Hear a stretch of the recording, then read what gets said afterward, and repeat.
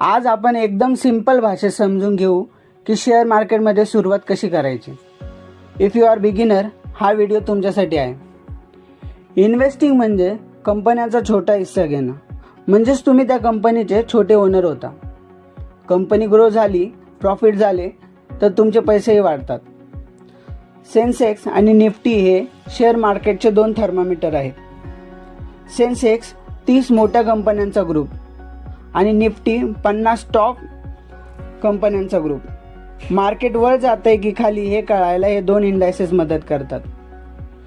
कंपन्यांच्या साईजनुसार 3 ग्रुप असतात. Large cap, मोठे आणि स्टेबल कंपनी जसे Reliance, TCS, Tata Motors etcetera. Mid cap, वाढत्या पण थोड्या रिस्क असलेल्या कंपन्या. स्मॉल कॅप, छोटी पण जलद वाढू शकणाऱ्या पण रिस्क सर्वात जास्त. शेअर प्राईसवर 3 गोष्टींचा सर्वात जास्त इफेक्ट असतो.